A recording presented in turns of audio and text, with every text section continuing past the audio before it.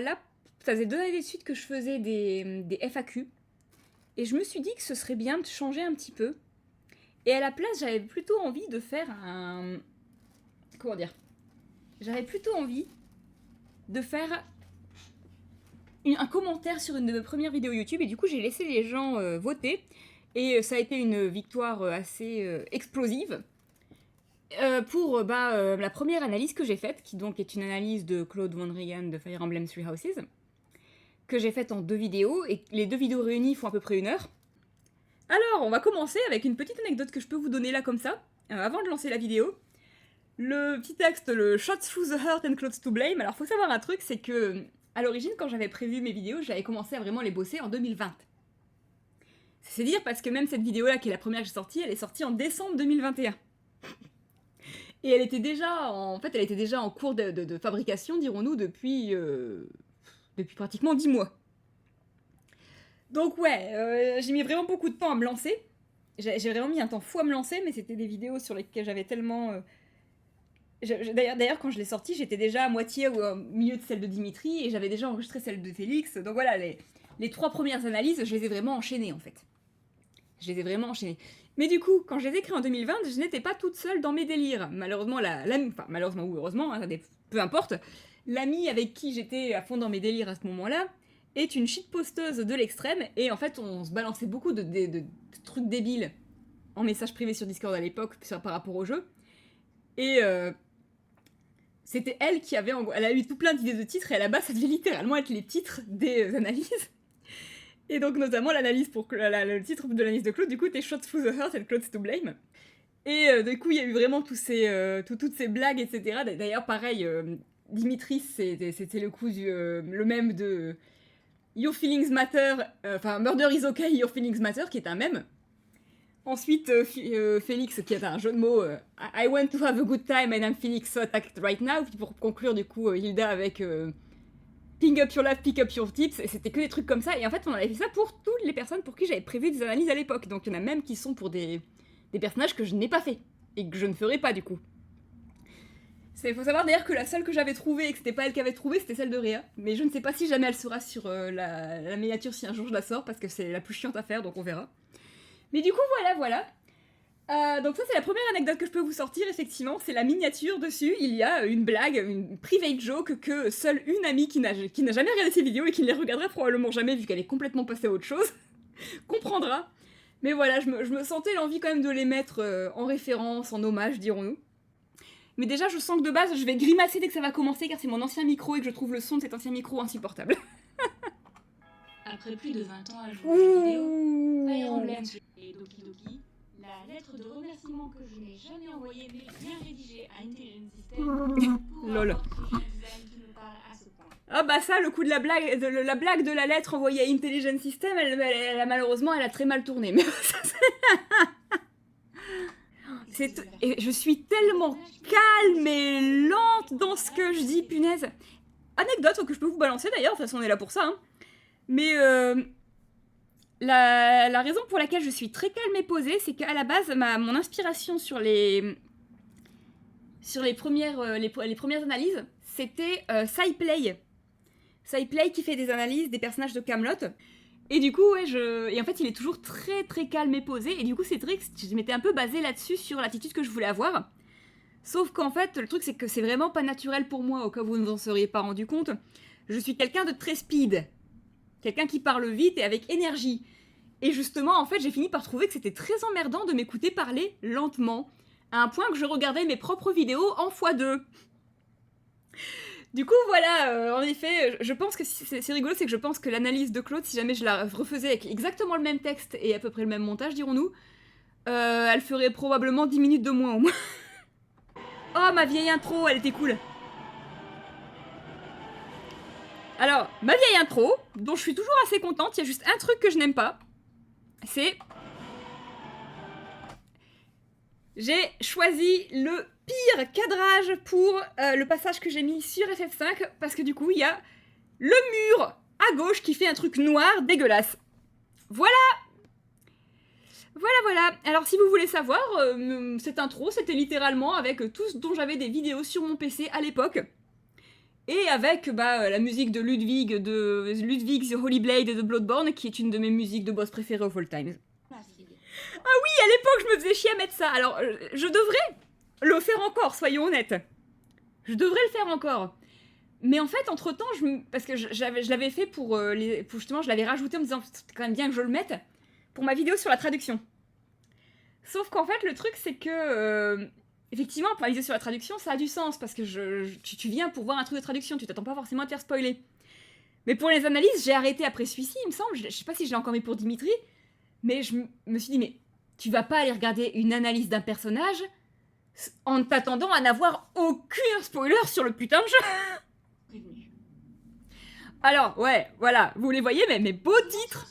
Allez, vous les voyez, mes beaux titres où je fais vraiment un truc avec un montage vidéo, que bon, un peu chier, mais quand même, parce que je sais pas m'en servir. Admirez, j'ai fait ça pour Claude et Dimitri, puis j'ai arrêté, parce que littéralement, en fait, je faisais ça sur After Effects.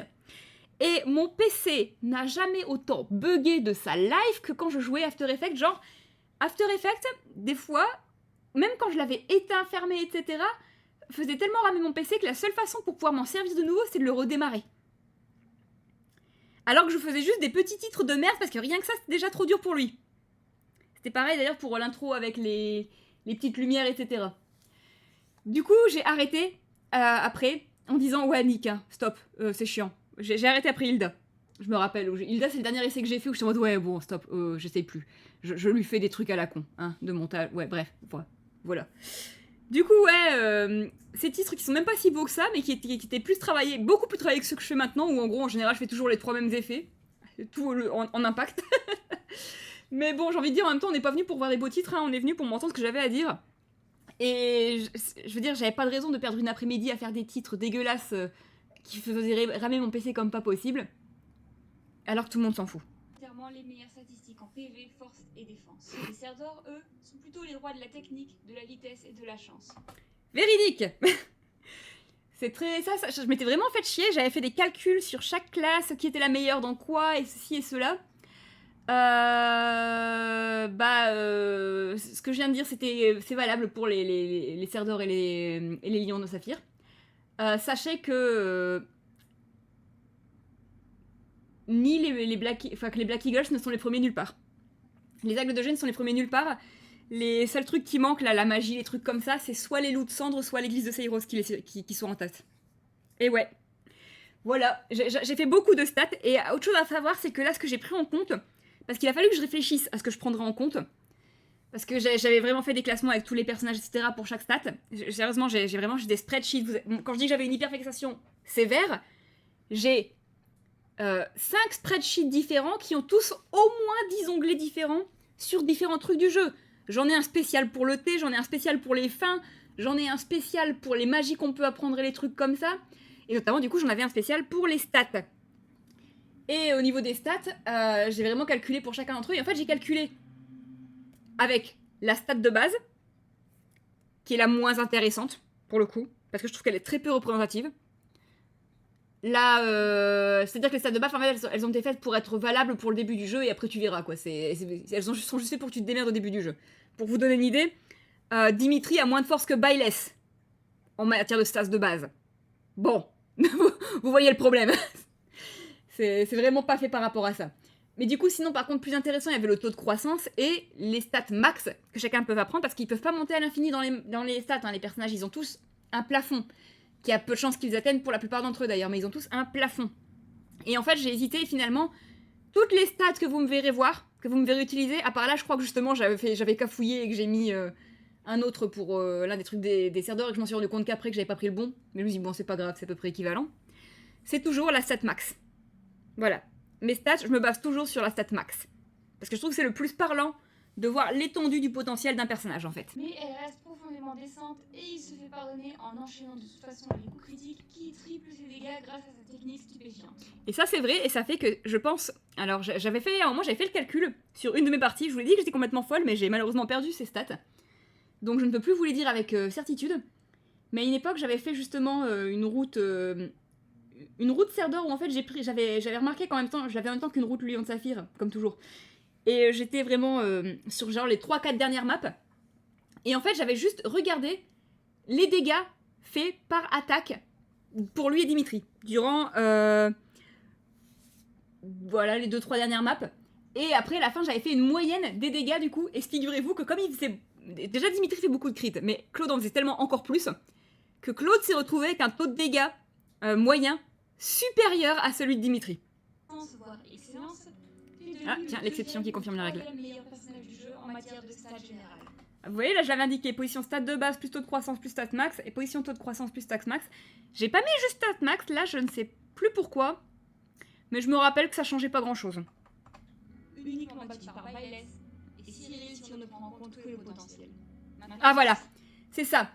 Et si jamais je ne prenais que les stats max, il était toujours 3ème, mais à la place, en 2ème place, c'était Yuri. Voilà. Yuri, qui, quand on regarde les stats max, a la 2ème meilleure totale du jeu, quoi, après Byleth. Ça reste assez hallucinant. Oh mon dieu! Alors, on va faire super gaffe. Là, cette musique va se faire strike. Cette musique va complètement se faire strike, donc on va beaucoup s'interrompre. Figurez-vous que je me suis déjà fait strike bon, sur YouTube, mais surtout sur Twitch, en mettant cette musique en fond pendant que je dessinais. D'ailleurs, en parlant de dessin, bon bah voilà, mes dessins, j'ai clairement progressé depuis. Il y a tout qui dépasse, c'est horrible, c'est dégueulasse, mon dieu! Je ne savais pas remplir les choses! Choisir de le tuer, ce qui ne vous apporte rien à part de sentir affreux si vous avez une âme, ou de l'épargner, auquel cas il vous confiera son aide. Mais en vrai, ça, je veux dire, je balance le même genre de clash à l'époque que maintenant, mais avec le côté ultra calme et serein et un peu incertain du texte, ça fait trop bizarre.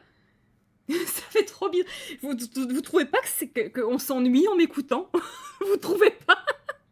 À l'absence d'alliance avec Claude, on le retrouve à Grandeur où le jeu justifie maladroitement le fait qu'il commence à attaquer après quelques tours par un brouillard intense qui n'a pas été transcrit dans le gameplay alors que le brouillard de guerre est présent dans le jeu en tant que mécanique.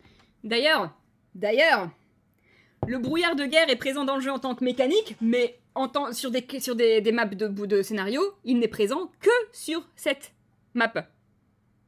Il n'est présent que sur cette map.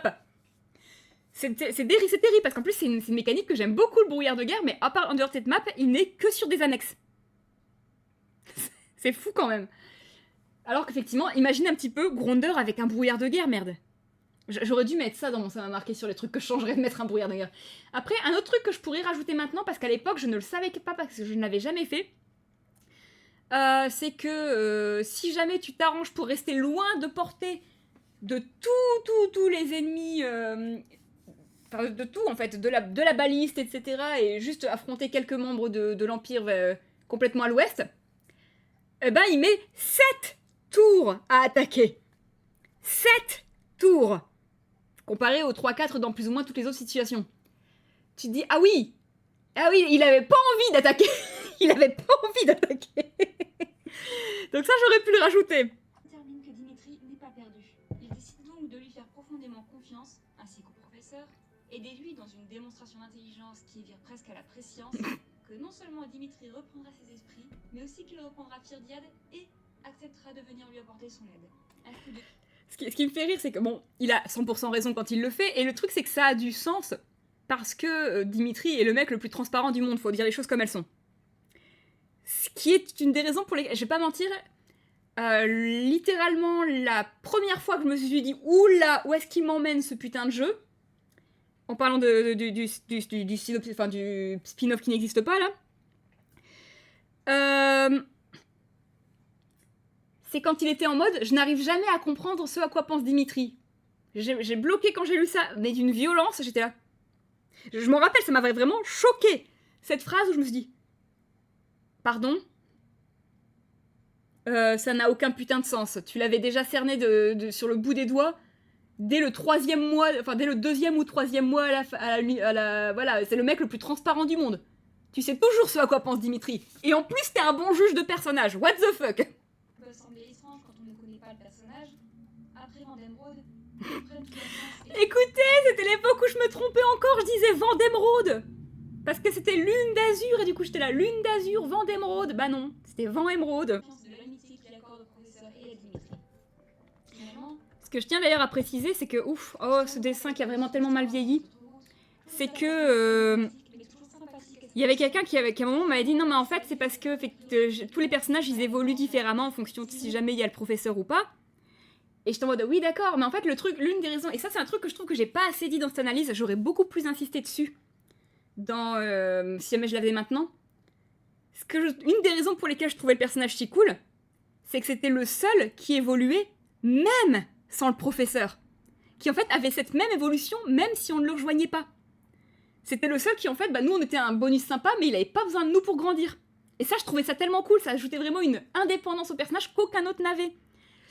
Donc ouais, c'est une autre des raisons pour lesquelles quand on me dit il est différent dans Three Hopes parce qu'il a pas eu de professeur, je dis bullshit, caca de taureau.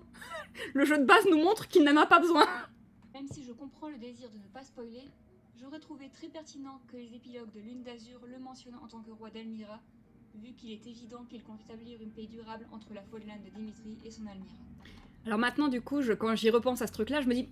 Après, je pense que c'est parce qu'ils voulaient pas spoiler, justement, encore une fois, en effet, parce que beaucoup de gens l'auront fait sans avoir fait Vent Émeraude. Le truc, après, c'est que je me dis, je peux comprendre, je comprends vraiment. Le souci, c'est qu'en fait, cet argument, la raison pour laquelle il se casse la gueule, d'après moi, c'est que je rappelle qu'il ne nous le dit même jamais dans Vent Émeraude si on ne l'épouse pas, et malgré tout, toutes ses fins le mentionnent. Donc bon, voilà, hein. Et en effet, derrière le sourire et les blagues, Claude est très froid dans sa manière d'être. Mais oui, à l'époque, je faisais plein de petites chibis des persos. Ces chibis sont infiniment moches, faudrait que j'en fasse des plus récents. À la mort de Geralt, Claude demande franchement au professeur l'autorisation de lire le journal de son père dans l'espoir d'en apprendre davantage. Au lieu d'essayer de le subtiliser en douce comme il admet qu'il aurait eu tendance à le faire. Cette réplique qui me fait tellement rire. Sachant qu'en plus, si jamais on lui dit non, il insiste juste jusqu'à qu'on dise oui, en fait. Parce que le jeu est en mode... Non. D'ailleurs, je crois que c'est ce que je dis après. Attendez une seconde. Une requête que le professeur finit d'ailleurs par satisfaire malgré le côté privé du journal, avec ou sans hésitation. Le jeu ne nous laisse tout simplement pas progresser tant qu'on lui dit pas oui. C'est ça, voilà. Comme pour nous forcer à atteindre ce niveau de confiance avec lui. C'est bien simple, si Bayless ne fait pas assez confiance à Claude pour lui confier le journal, alors le jeu ne peut pas se poursuivre. C'est vrai que c'est ça, en fait. En vrai, c'est vrai qu'il y avait beaucoup ce thème-là dans la première moitié de Vent Émeraude. C'était vraiment, le thème, c'était la confiance qui se lie entre vous.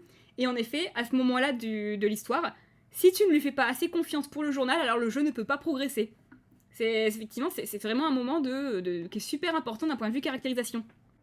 Le lien de confiance qui se forge entre lui et Bayless est inégalé dans le jeu, puisqu'il est littéralement la seule personne du jeu entier à qui Bayless révèle l'existence de Sotis dans sa tête depuis sa naissance. Faux! Enfin, c'est particulier dans le sens où c'est le seul qui est obligé de l'apprendre dans un scénario. Dans le sens où, techniquement parlant, si tu épouses Flayn, tu lui dis aussi. Mais à l'époque, j'avais pas épousé Flayn, donc je ne savais pas. Mais voilà, encore une fois, c'est dans un rang S, donc c'est à la toute fin du jeu 5 ans plus tard. Dans tous les cas, ce sera lui qui l'apprendra le plus tôt. Dans le scénario principal. Oui, parce qu'il est possible de le...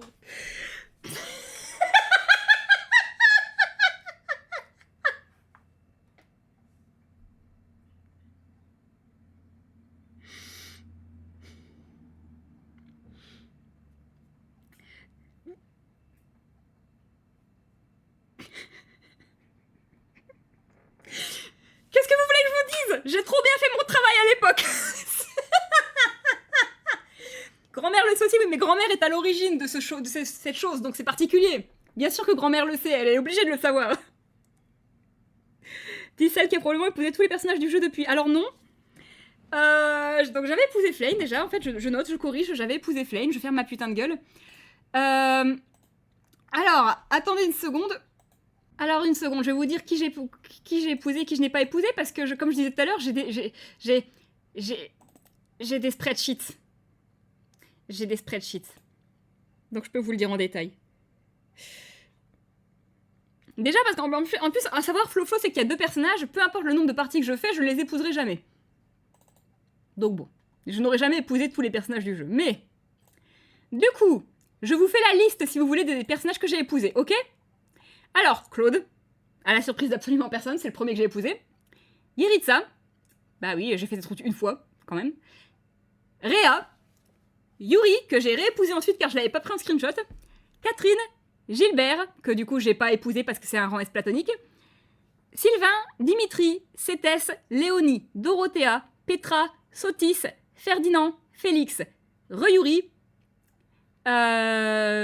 Cyril, Raphaël, Dedou, H, Aloïs, en platonique également parce que voilà, Sylvain parce que j'ai essayé de voir ce que ça donnait sur une autre route, Linhart, Félix parce que pareil du coup je voulais voir ce que ça donnait sur Lune d'Azur, Lorenz, Caspar, moi-même.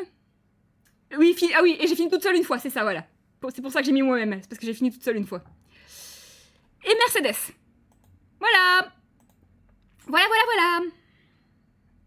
Ah, madame, elle est donnée.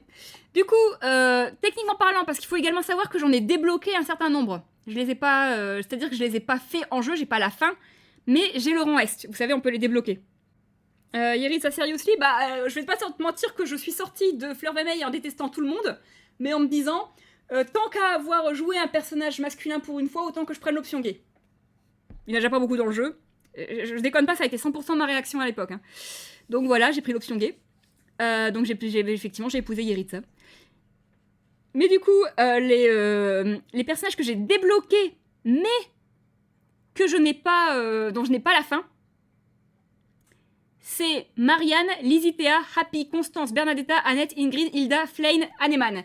C'est-à-dire que tous les personnages que je viens d'énumérer là, j'ai leur rang S. Je l'ai débloqué avec de la renommée. Par contre, je n'ai pas leur fin en duo avec moi. Et du coup, les seuls que je n'ai pas du tout, c'est Linhart, mais avec Byleth homme, parce que je l'ai avec Byleth femme. Mercedes, pareil, avec Byleth homme, je l'ai avec Byleth femme. Manuela, Sotis avec Byleth homme, parce que je l'ai avec Byleth femme. Aloïs avec Byleth homme, parce que je l'ai avec Byleth femme. Ignat, Gilbert avec Byleth femme, parce que je l'ai avec Byleth homme. Et Balthus. Voilà. Donc il y a littéralement, quand on retire un peu les personnages que j'ai, les personnages bi, que du coup je n'ai pas du tout, je l'ai même pas fait sur un seul truc, littéralement les seuls que j'ai pas du tout, c'est Manuela, Ignatz, Balthus. Voilà. Il y a eu 10 New Game Plus dans le tas. 10 New Game, 10 parties différentes, donc 9 New Game Plus. Mais il y a un moment où je les ai tous faits d'affilée, où juste je sauvegardais avant la map finale, et simplement je refaisais en changeant juste les soutiens. Parce que c'est comme ça que j'ai fait pour avoir les fins de tout le monde. Parce que par contre, j'ai les fins de tout le monde. En dehors du coup d'avec moi parfois. J'ai toutes les fins Vent Émeraude et Lune d'Azur de tout le monde. À, je crois, 2-3 exceptions près, mais en fait j'ai vérifié, ils ont la même fin dans Vent Émeraude et Lune d'Azur, donc c'est pas grave. C'est-à-dire que les seules fins que je n'ai pas, et ceci n'est pas une blague, c'est Mercedes Annette dans Vent Émeraude, Petra Ferdinand dans Vent Émeraude, et Caspar Petra dans Vent Émeraude, parce qu'à ce moment-là, Petra a déconné. Donc oui, effectivement, j'ai tout le monde. Voilà. Je vous le dis, quand je suis en hyperfixation, moi je suis hardcore.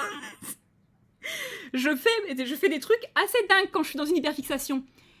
C'est au cas où vous aviez besoin de savoir à quel point ce jeu était important pour moi avant que le spin-off ne me le gâche. Voilà. Juste, je voulais mettre ça au clair. Qu'avait fait Petra? Elle avait bugué. Je ne sais pas pourquoi, mais durant une de mes parties, il y a eu 3 de ses soutiens qui refusaient d'attendre le rang A. J'ai pas compris pourquoi. J'ai jamais compris pourquoi, et clairement c'était un bug, parce que quand je l'ai refait dans une autre partie, il n'y avait aucun problème. C'était même pas que ça me disait erreur, vous ne pouvez pas progresser, c'était que carrément, son truc ne progressait plus. J'ai jamais trop compris ce qui s'était passé. J'ai Catherine. Bon, elle est bien, Catherine. Elle a une des plus... D'ailleurs, je trouve qu'elle a une des plus belles... Tiens, ça c'est un truc que je pourrais faire à l'avenir. Ranking des illustrations de rang S. Je peux vous assurer que celle de Catherine, elle finira super haut, je trouve qu'elle est adorable. Et à sa réaction ensuite, il était clair qu'il faisait également assez confiance à ses camarades de classe pour s'attendre à ce qu'il y imite. Ça aussi, ça vraiment, effectivement, il y a 30 000 thèmes avant Émeraude, mais vraiment, celui qui me marquait au niveau de l'évolution des personnages, c'était vraiment le thème de la confiance. Finalement, l'homme incapable de faire confiance est celui qui fait le plus confiance aux autres dans sa route. Ben voilà. Le travail d'équipe qui sert à se débarrasser du boss final.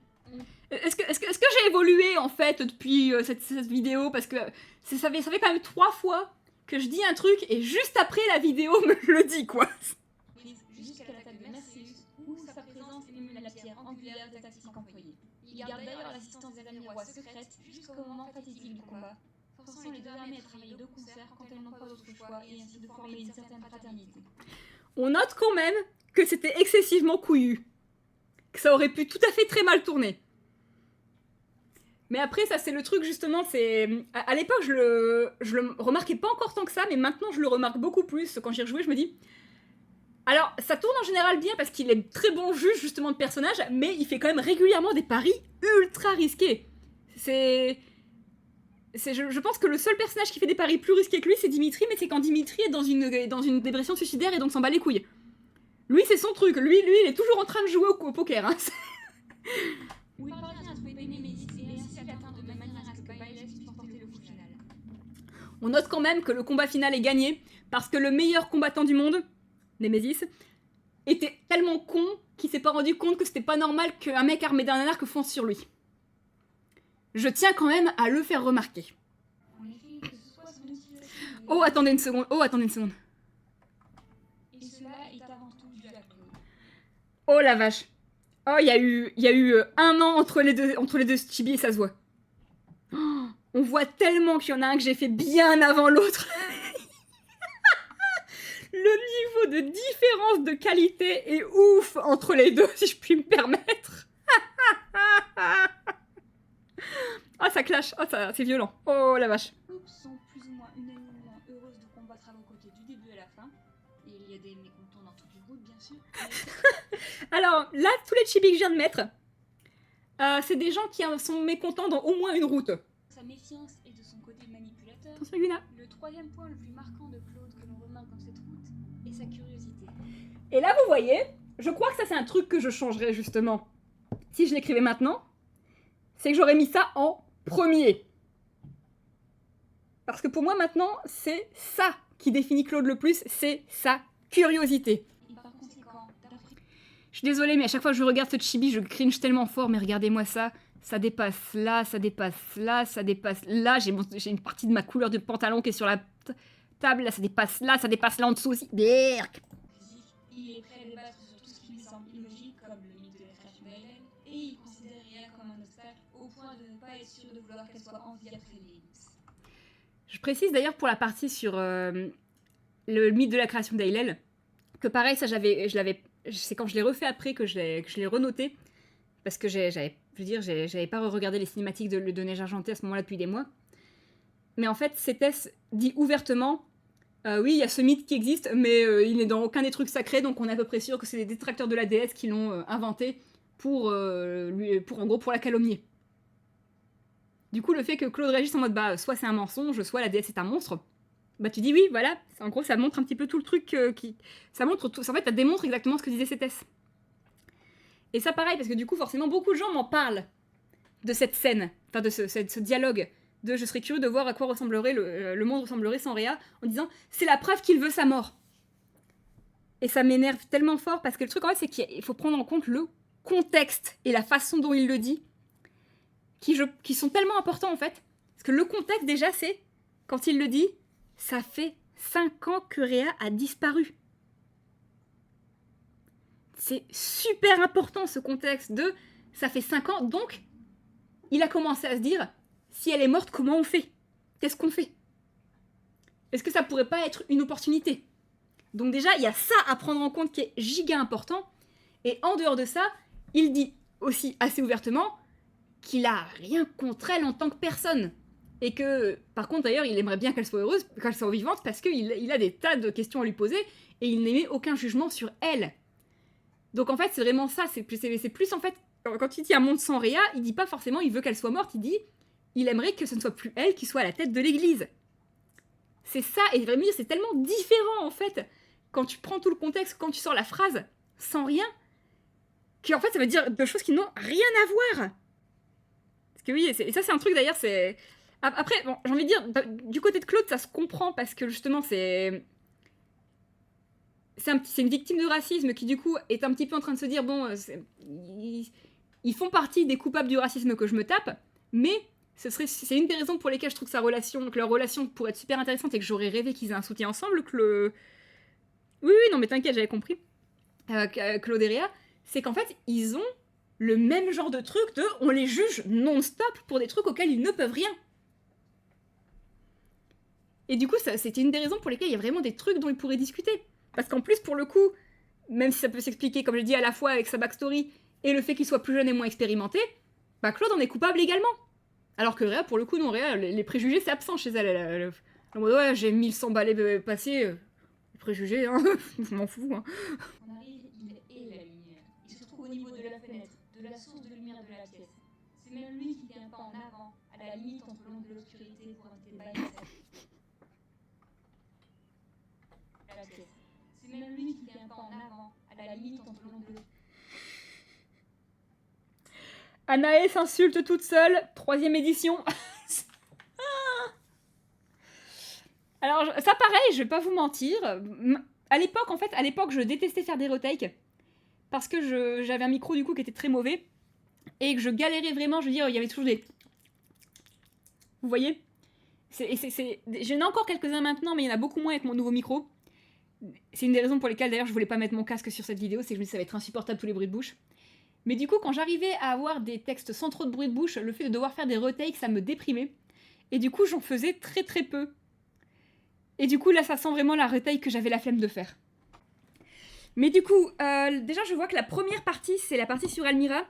Et je pense pas que j'aurai énormément à dire sur cette partie-là, parce que la seule chose que j'ai à dire, et qui est toujours très vraie, c'est que c'est une des parties que j'aurais aimé refaire. Parce que je parle beaucoup des inspirations persanes, ou perses. Et en fait, là c'est pas frais, du coup je vais pas vous les sortir bien évidemment, mais depuis le temps j'ai acheté des trucs etc. sur l'Empire perse et les trucs de ce genre là, du coup j'aurais beaucoup plus de références à vous sortir maintenant qu'à l'époque. Mais là je pense pas, là elles sont pas fraîches donc je vais pas vous dire de conneries quoi.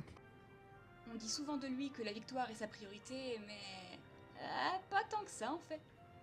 Il ordonne à ses troupes de fuir si elles estiment ne pas pouvoir. Ça c'est vrai aussi. Quelque chose qui De toute façon, c'est un truc récurrent dans ce jeu hein, où on te donne vraiment une image d'un personnage et quand tu le vois en vrai, c'est pas du tout ça. Et qu'en effet, il y a beaucoup ce truc de ce qui est le plus important pour Claude, c'est de gagner. Puis quand tu fais sa partie, tu te rends compte qu'absolument pas. Par contre, effectivement, ce que je crois que je ferai maintenant, c'est que j'insisterai énormément davantage sur. Oui, j'insisterai vraiment davantage sur son affection envers Almira. Parce que oui, effectivement, il y a... là, je montre qu'en effet, c'est clair qu'il aime beaucoup le pays, etc. Mais c'est vraiment... C'est un truc, je pense que je finirai par le dire dans la vidéo, mais il faut quand même le mentionner. Il n'a pas une seule fin où il ne retourne pas chez lui. Et quand je dis chez lui, je veux dire l'endroit où il a grandi. Parce que justement, c'est tout son truc. C'est qu'il a 2 pays. Par contre, effectivement, l'endroit auquel il s'est attaché, c'est l'endroit où il a grandi. L'endroit où il veut, voilà, le plus important pour lui. Claude Exquisitea, c'est de la merde. Je déteste cette fin. Je trouve qu'elle a aucun sens ni pour Claude ni pour Exquisitea. C'est quand j'avais dit l'autre jour que j'aimerais bien faire un classement des fins, des fins de mon top 5, et du coup en remplaçant Réa par Cyril, sans la moindre exagération et sans la moindre hésitation, c'est Claude Exquisitea qui est en dernière position. Je trouve cette fin à chier, elle pisse sur les 2 persos. Je veux dire, c'est quand tu crées un personnage dont tout l'intérêt, toute la motivation, c'est de faire de son pays un meilleur endroit. Quand tu lui fais une fin où il abandonne complètement cet objectif pour sauver une unique personne, tu dis bah non, c'est pas le personnage. C'est pas le personnage, ça lui va pas. Ah oui, c'est vrai. Ah bah tiens, un truc que je n'ai jamais refait après, mettre la partie de tarot avant les relations. Normalement, je la mettais toujours en dernier, la partie de tarot. Parce qu'en fait, c'était également la partie où je mettais toutes les anecdotes. Les gens qui s'aiment. Oui, c'est vrai. Mais pas c'est vrai. Faut quand même le dire, il n'y a pas grand monde qui s'aime bien dans Three Houses. La plupart des personnages se détestent prodigieusement. Alors à la base, justement, j'avais fait cette carte précisément pour cette vidéo.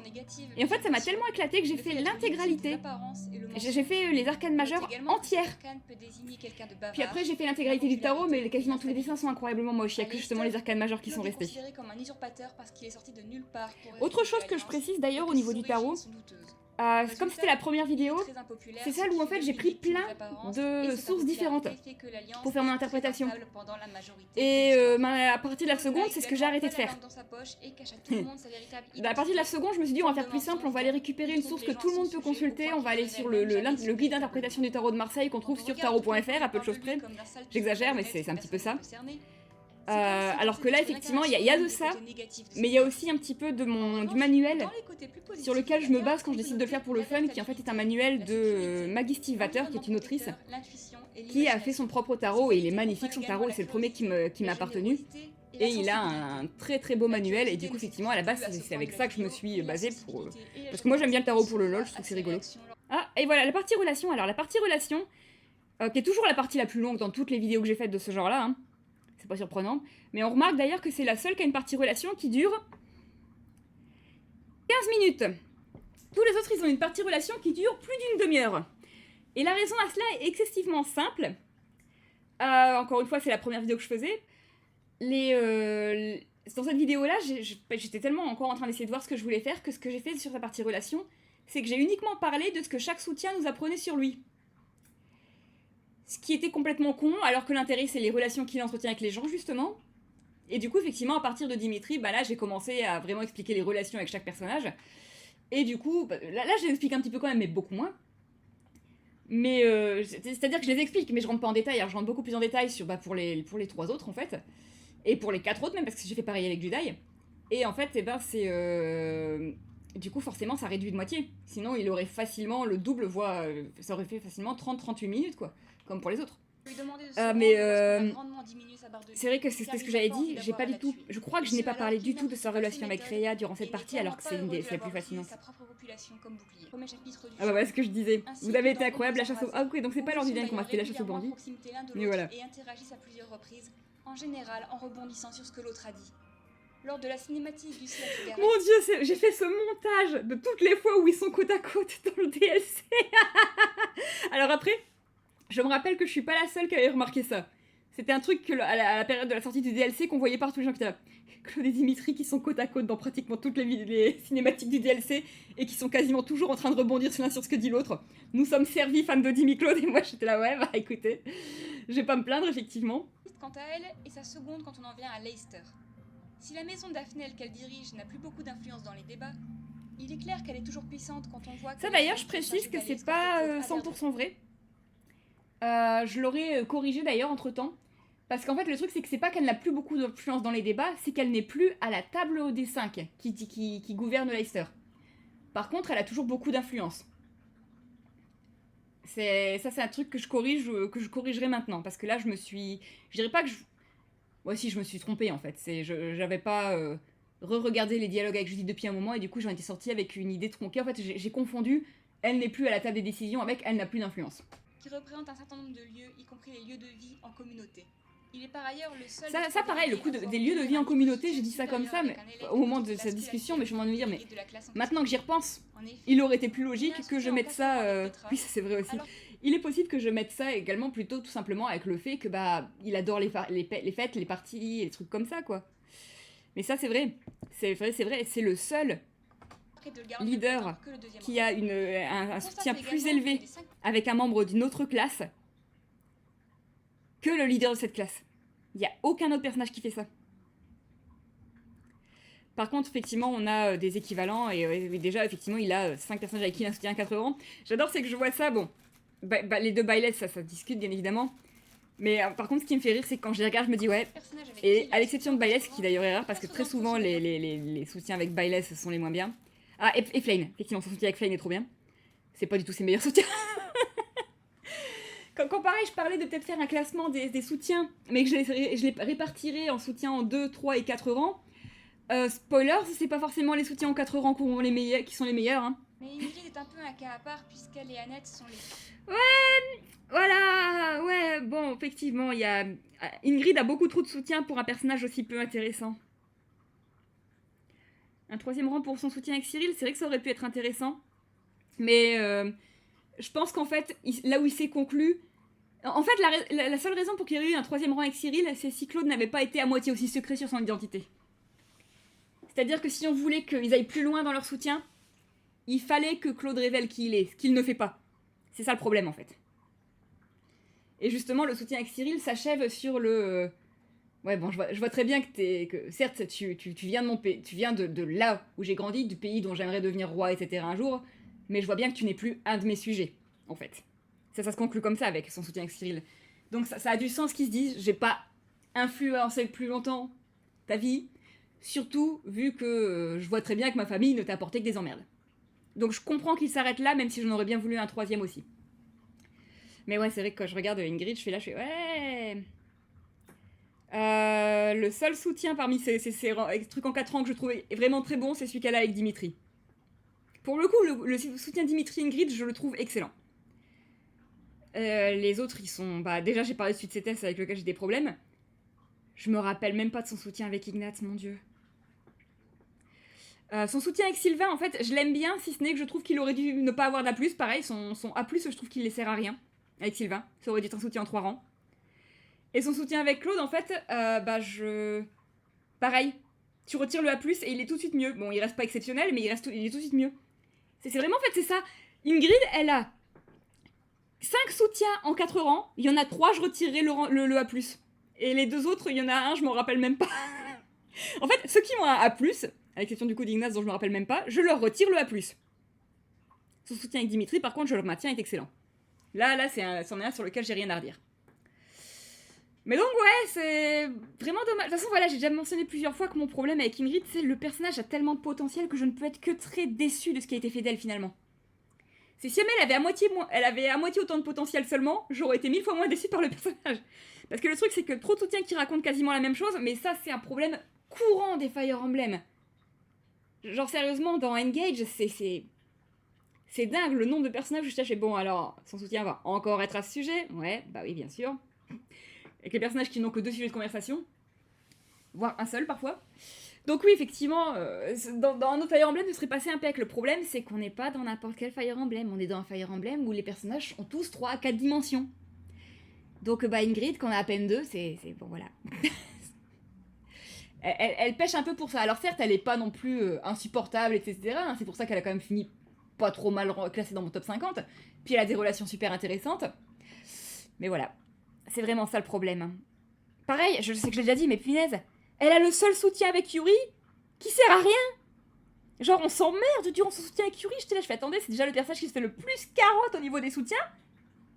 Et en plus, il en a un qui est... Le seul qu'il a avec quelqu'un de Fargus, qui est quand même sa contrée natale, c'est de la merde. Au secours. 2 seuls personnages à avoir autant, voire plus de conversations. Alors après, voilà. Annette, on est sur un autre cas, parce que je rappelle que même si j'aime beaucoup Annette, je crois qu'elle a... Bah, Annette, vraiment, on est sur un cas de... Elle est trop mignonne. Par contre, elle est pas très intéressante. Oui, par exemple, effectivement, ça aurait pu être un exemple. Puis même, je veux dire, j'aime pas le soutien Claude Ingrid parce que je trouve... En fait, j'ai une partie que j'aime bien sur le soutien Claude Ingrid, mais on en revient dans une partie.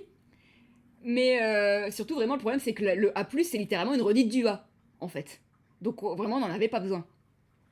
Mais en fait, il y a un truc que j'aime bien sur le soutien Claude Ingrid, c'est le moment où elle reconnaît qu'elle le traite comme elle le traite parce qu'il lui fait penser à Sylvain. Ça, j'ai trouvé ça excellent.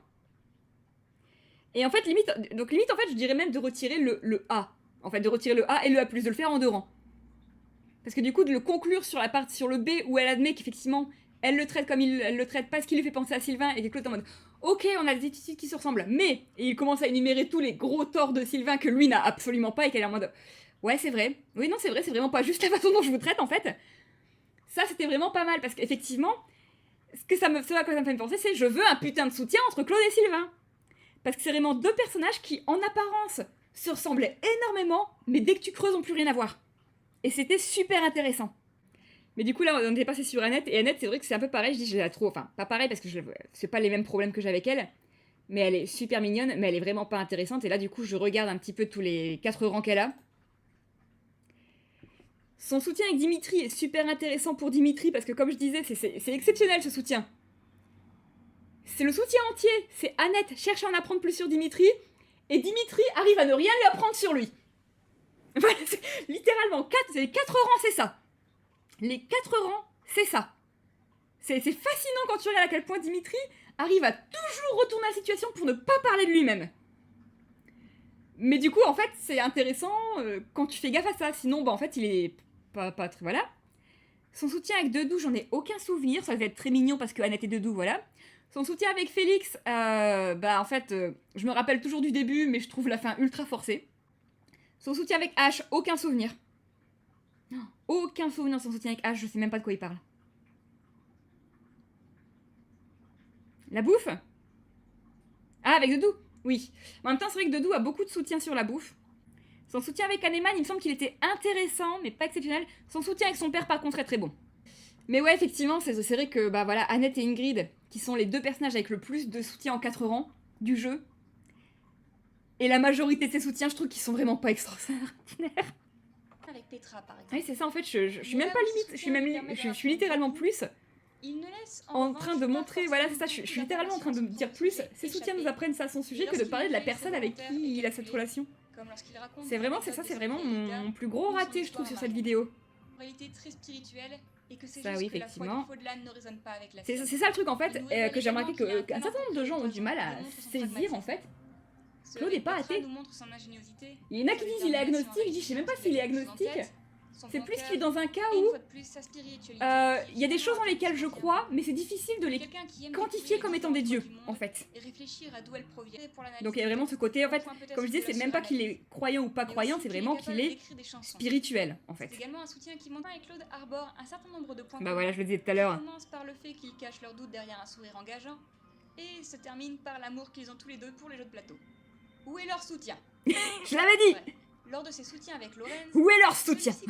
Parfois Alors par contre, ce qui est très rigolo, c'est que mon avis d'ailleurs sur une possible relation soutien, etc., Sylvain-Claude, a beaucoup changé entre-temps. C'est-à-dire qu'au début, je me dirais, oh, il serait meilleur pote. Puis après, je suis là, non, en fait, absolument pas. Sylvain détesterait Claude. Pour une raison très simple. Sylvain se déteste. C'est comme je l'ai dit tout à l'heure, Claude, ça fait partie des rares personnes qui s'aiment bien, mais Sylvain, il en fait pas partie de ces personnes. Donc en fait, bah, Sylvain pourrait pas saquer Claude. Parce qu'il lui ferait trop penser à lui-même, justement. Ça aurait pu être super intéressant. Prêt à admettre son plus grand secret si elle parvient à le découvrir, à savoir son identité. Quelque chose qui n'est pourtant pas facile pour lui. C'est vrai que, pareil, son soutien avec Flame, il est vraiment très cool, parce que tout le long, t'as l'impression que c'est lui qui fait ses recherches, c'est elle qui l'a en mode ok. Puis à la fin, elle est limite en mode bon, en vrai, moi, je sais également complètement que t'es un gros mytho, hein. Mais bon, mais je le cache un peu mieux. C'est Flame, personnage vraiment ultra fascinant, en vrai, c'est vraiment, elle fait très candide et innocente, mais elle est filoute.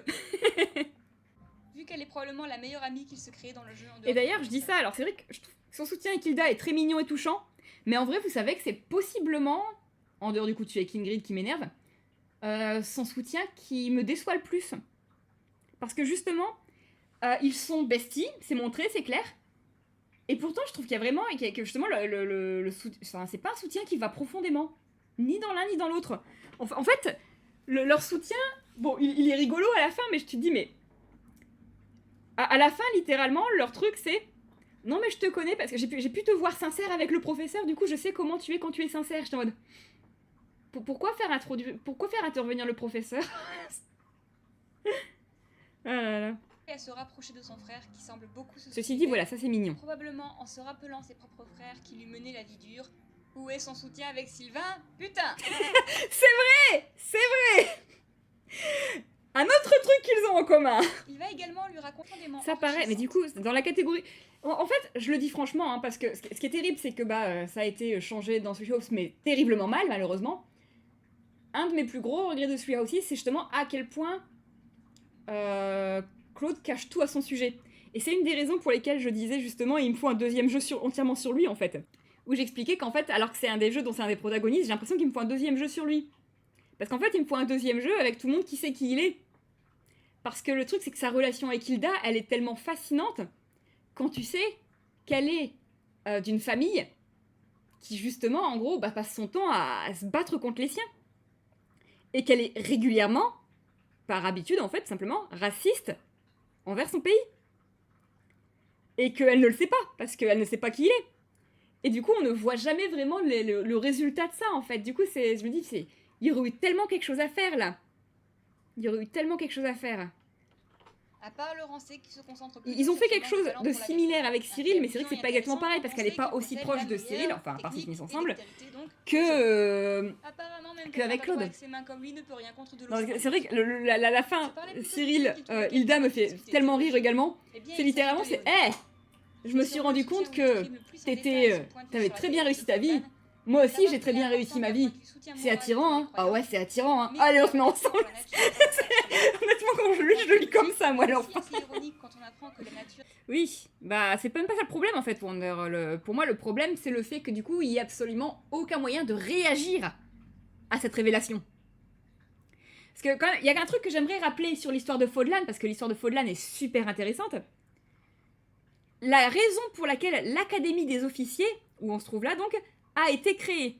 Parce qu'à l'origine, c'était juste un monastère et l'endroit où vivait Rhea pour veiller sur les dépouilles de sa famille. À la base, c'était juste ça le monastère.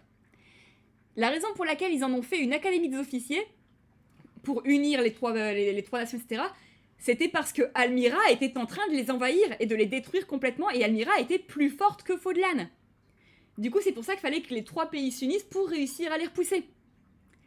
Du coup, quand tu sais ça, tu te dis, ah ouais, avoir quand même le prince héritier d'Almyra qui vienne étudier là, au niveau de la symbolique, c'est super fort.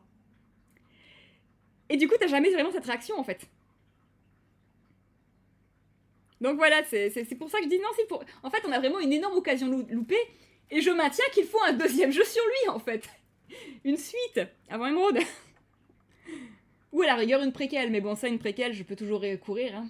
Surtout avec le côté cauchemar. Et tant qu'avoir une préquelle, j'avoue que même si j'aimerais bien une préquelle là-dessus, j'aimerais encore plus une préquelle sur Seiros ou une préquelle sur la guerre des lions, donc bon. Enfin, autrefois c'était ce que je voulais, maintenant j'ai trop peur de ce qu'ils en feraient.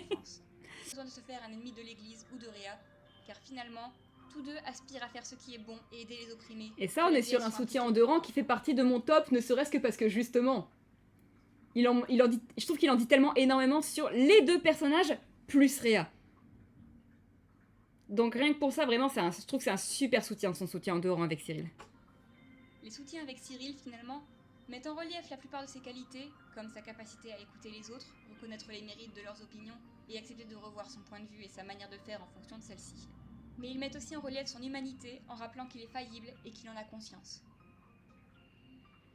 Ce qui d'ailleurs nous permet de rebondir sur ce que je disais dans la partie précédente, dans une des parties précédentes, avec le fait qu'en général il ne prend une décision que lorsqu'il a tout étudié.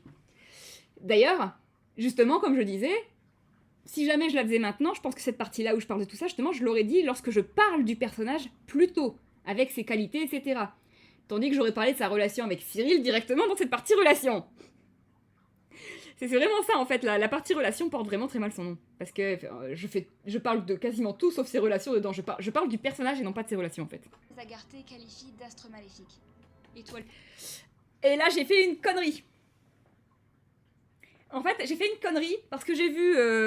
j'ai vu Astre Maléfique, puis j'ai vu, en fait, plusieurs personnes qui traduisaient, par contre, la façon dont il l'appelait par étoile déchue. Et j'ai pas cherché plus loin, j'ai vu le F et les 2 L. Sauf qu'en fait, non. Il l'appelle pas... En fait, il l'appelle The Fell Star. Ce qui, effectivement, si tu réfléchis pas plus longtemps, et du coup, je me suis pas posé la question, je me dis, oui, bah, Fell, Fall, c'est le passé de... Enfin, Fell, c'est le passé de Fall, en fait. Et j'ai pas réfléchi plus longtemps. Et c'est seulement, genre, je crois, genre, 4-5 mois après avoir posté cette vidéo que d'un coup, j'ai eu un moment de tilt en écoutant le texte parler de Némésis, qu'il appelle The Fell King. Et j'étais en mode... Tiens, donc il l'appelle le roi déchu. Puis d'un coup, j'ai eu en mode... Wait, non. Si c'était déchu, ce serait pas Fell, ce serait Fallen. Oh putain, Fell, c'est perfide. Donc là, j'ai fait un bad. J'ai fait un bad où j'ai cru que c'était une manière élégante, en fait, d'utiliser le mot... donc voilà, le passé de fall, donc de tomber, donc d'échoir. Et c'est seulement après que j'ai tilté, non, c'est un mot qui n'a rien à voir, en fait, c'est l'adjectif Fell, que je connais, mais que j'avais un peu oublié parce qu'on l'utilise très peu, en fait, finalement. C'est pas un adjectif qui est très courant, et qui veut dire perfide, maléfique, tout ça. Donc non, effectivement, il l'appelle The Fellstar, c'est l'astre maléfique, en effet. Ceci dit, ça aurait pu marcher Étoile déchue pour une autre raison, c'est que l'histoire de Sotis, c'est qu'elle est tombée du ciel, enfin, c'est qu'elle est descendue du ciel.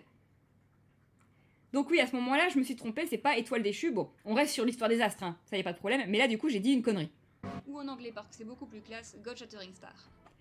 Voilà, alors, si vous voulez savoir les différents titres que j'ai mis là, c'est moi qui ai demandé en gros des amis comment vous traduiriez God Shattering Star, et c'est toutes les traductions qu'ils m'ont données.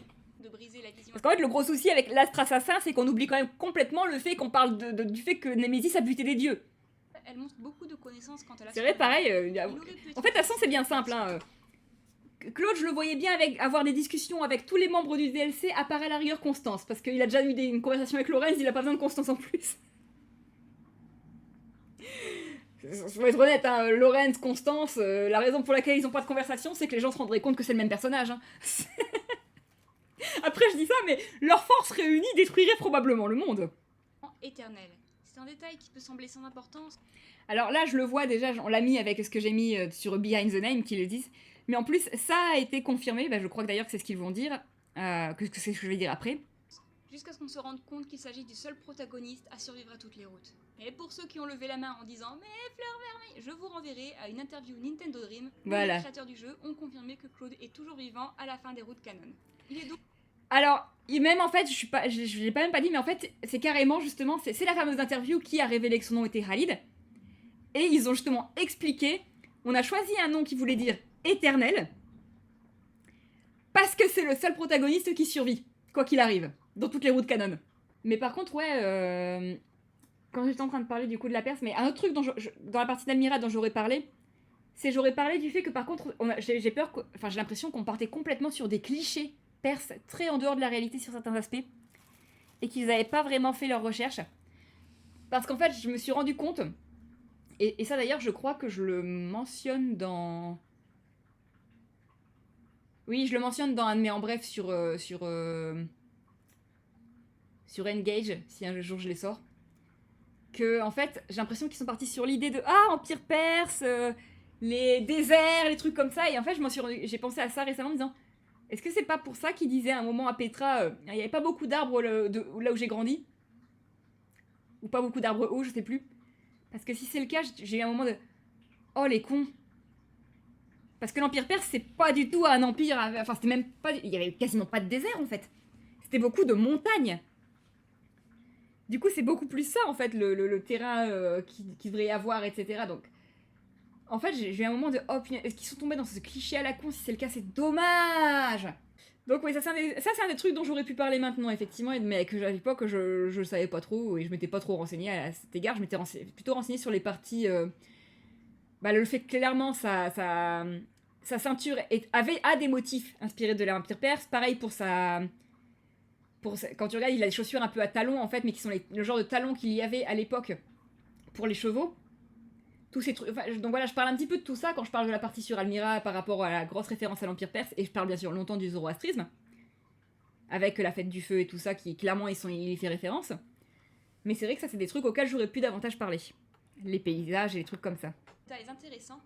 Parlons tout d'abord du présent, du passé et du futur.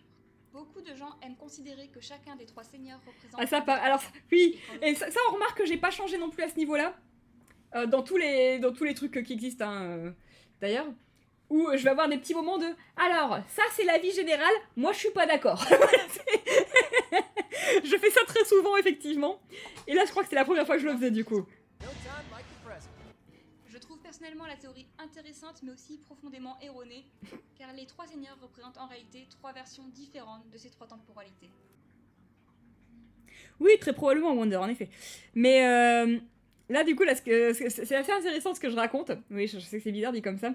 Dans le sens où je parle de tout ça, mais quand même, il y a un truc que j'ai pas assez mentionné, je trouve, au niveau des thèmes. Enfin, je le dirai peut-être après, hein, le thème. Mais il y a un thème de Claude, le thème principal, en dehors de la confiance, des trucs que j'ai déjà racontés, du racisme, bref. Le thème, dans la catégorie, le truc qu'il dit le plus souvent, c'est qu'il parle beaucoup de l'aube. Une nouvelle aube. Et une nouvelle aube, c'est quoi? C'est l'avenir. Du coup, à ce niveau-là, en fait, le truc, c'est que, effectivement, dire que Claude représente le présent, c'est un peu con, parce que, en fait, c'est comme très souvent dans Three Houses, c'est celui qui représente le mieux les trois. Il veut comprendre le passé, enfin, il veut savoir ce qui s'est passé, il veut savoir quel était le passé, pour comprendre le présent, et créer un avenir. Je pense que ça, c'est d'ailleurs ce que je vais dire après. Et là, par contre, effectivement, si on peut regarder un petit peu, c'est les autres. Les autres, c'est intéressant. Les autres, en fait, il y a plus de déséquilibre. Parce qu'on a Dimitri qui commence effectivement obsédé par son passé, puis qui, à la fin, littéralement, la dernière réplique qu'il peut avoir du jeu, c'est... parce que c'en est une qu'il est quasiment sûr d'avoir. C'est... comment est-ce qu'il le dit? Voilà, nous devons défendre le présent, car finalement, il est tout ce que nous avons réellement. Voilà, c'est une de ses dernières répliques, et je suis en mode, du coup, effectivement, on est plutôt sur... si jamais fallait que chacun représente une seule temporalité, il représenterait plutôt le présent à la fin, Dimitri. Tandis que l'autre, elle est tellement obsédée par l'avenir qu'en gros, elle sacrifie tout, le passé, le présent, etc. Elle décide que le passé n'a aucune importance, alors que c'est le passé qui permet de tirer des leçons. Et c'est pour ça qu'elle reproduit les exactes mêmes erreurs que Némésis, d'ailleurs.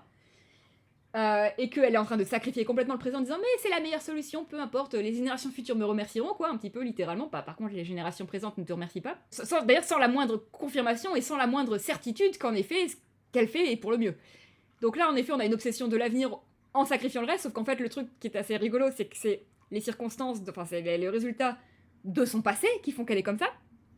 Par contre, du coup, si jamais il fallait choisir le leader qui représente le passé, ben ce serait plutôt Rhea. Et Rhea en a conscience, puisque c'est d'ailleurs la raison pour laquelle elle décide de nous donner l'église. Et c'est là que je remarque que j'ai encore évolué sur cette théorie depuis le temps, pour le coup. Mais effectivement, quand on regarde comme ça, Rhea a conscience qu'elle est piégée dans le passé et qu'il faut qu'elle passe la main. Du coup, effectivement, à ce niveau-là, c'est plutôt elle qui représenterait le passé. Et ça finirait par justifier le fait que Claude, en fait, pour le coup, ne représente aucune des trois. Et a le bon équilibre entre les trois. Vu que justement, j'ai déjà montré plusieurs fois dans l'analyse de Dimitri, etc., qu'il semble assez clair que Vent Émeraude est faite pour être la fin définitive. Je dis pas que c'est la meilleure fin, même si je trouve que c'est celle qui a les meilleures... comment dire, les meilleures circonstances pour la suite pour Faudlan. Ça veut pas dire non plus que c'est la meilleure fin, hein. La fin de Dimitri est infiniment plus heureuse, dirons-nous, il y a beaucoup moins de pertes et de trucs comme ça. Mais voilà, c'est ça que je veux dire, ça aurait du sens, du coup, effectivement, qu'il soit le seul qui représente bien les trois. Il y a beaucoup de trucs qui, quand ils pensent comme ça, ont du sens. Hein. Tué à grandeur, mais refuse de se rendre malgré la version anglaise, elle a quand même merdé sur certaines prononciations, de par des a priori assez énormes. C'est un personnage profondément intéressant et fascinant, qu'on pourrait encore analyser des heures durant sans arriver à court de choses à dire. Ouais, d'ailleurs, un autre truc que du coup je mentionne pas du tout, vu que j'ai pas mentionné sa relation avec Rhea, c'est, on en avait parlé la dernière fois, le côté du fait que, alors qu'il a été victime de préjugés toute sa vie, lui-même, il en est pas immunisé et il peut lui arriver d'en avoir. Mais bon. Yoris, mais en fait, je pensais même pas forcément à ça.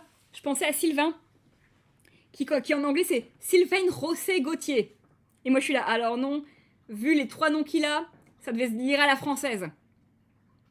Et tu sens que la lecture à l'hispanique pour le José qui est devenu José, tu sens que c'est en gros le biais, l'a priori américain en fait, qui a beaucoup plus l'habitude de voir ce nom-là prononcé à l'hispanique qu'à la française. Mais Sylvain et Gauthier, c'est des noms on ne peut plus français, donc il est tout à fait logique que José se lise également à la française. Que ce soit sur les inspirations qui seraient à la base du personnage.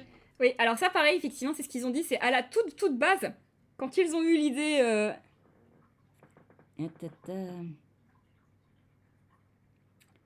Shirban, José, ouais, tu vois, José Gauthier. Je ne suis absolument pas surprise que ça se... Je l'avais dit, de base, José. Mais donc oui, effectivement, ils ont mentionné qu'à la toute base, quand ils avaient créé le personnage à l'origine, ils voulaient l'inspirer de Rajendra de Arslan Senki. Si vous ne connaissez pas Rajendra de Arslan Senki, effectivement, on est beaucoup à être sortis en disant « Ah oui, bah, il a plus rien à voir. Hein. » Claude est un bisounours, Rajendra est loin d'être un bisounours. Française à cause de ses limitations. C'est effectivement, je parle de la traduction française, mais remarque que par contre, je parle pas de la traduction, la différence entre l'anglais et le japonais. Déjà très long et malheureusement. Parce que ça, c'est ce que j'ai mentionné dans ma vidéo sur les traductions anglaises.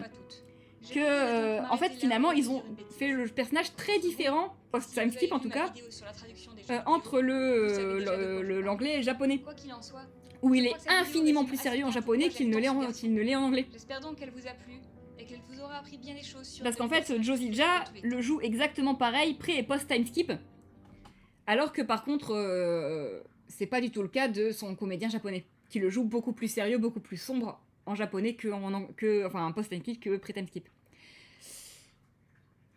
Ils ont tendance à sortir du sérieux en anglais, ouais, ils ont tendance, malheureusement.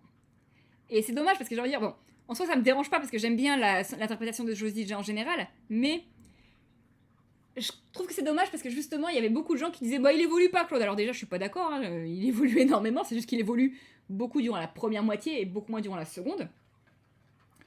Mais en fait, le truc, c'est que je me disais, mais la raison pour laquelle il y a tant de gens qui ont l'impression qu'il n'évolue pas, c'est parce que le comédien le joue de la même façon. Alors que, bon, bref, du coup, ça, en fait, ça demande un peu l'esprit critique, du coup, pour voir qu'il évolue. Ça semble bizarre dit comme ça. Mais ce qui n'est pas le point fort d'Internet, l'esprit critique, soyons honnêtes. Mais bref, qu'étais-je en train de dire avant de dire ça? Bon, là, voilà, là, ce dessin. Bon, en vrai, pour l'époque, il était pas mal, hein. Ses meilleures punchlines, ouais, mais justement, en fait, il fait pas tant que ça de punchline après les... Mais après, c'est comme je l'ai déjà mentionné, hein, même pré-time skip,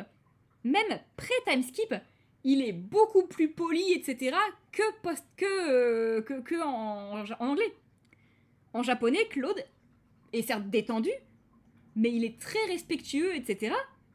Il est... En fait, c'est bien simple. En japonais, t'as aucun mal à croire que c'est un noble. C'est juste un noble moins guindé que la moyenne. En fait. Ce qui en soi a plus de sens, j'aurais tendance à dire. Parce que la seule personne qui questionne vraiment que ça puisse être un noble ou pas, c'est Léonie, parce qu'il n'hésite pas à mettre la main à la pâte.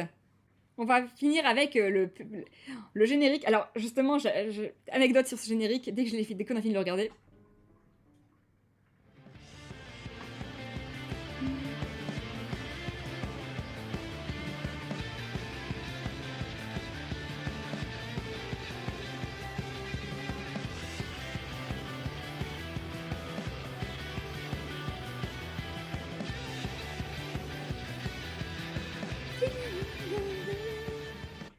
Alors la musique, c'est donc A Long Fall de FF14, qui est une très bonne musique. Et donc en fait, il faut savoir que j'ai fait des montages de ce genre pour quasiment tous les personnages... Enfin, j'avais l'intention en tout cas de faire des montages de ce genre pour plus ou moins tous les personnages que je comptais faire en analyse.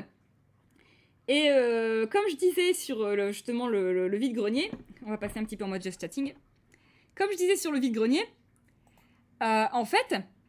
Le prochain personnage que j'avais prévu de faire, c'était pas Réa, puisque bon bah actuellement, comme je dis tout le temps, le seul que je me vois encore faire c'est Réa parce que j'avais déjà écrit la grande majorité. Mais en fait, c'était le prochain personnage dont j'avais déjà fait le montage. Voilà. C'est très important, hein, les montages de ce genre, je vous jure, j'ai des priorités très très très singulières, faut quand même dire les choses comme elles sont.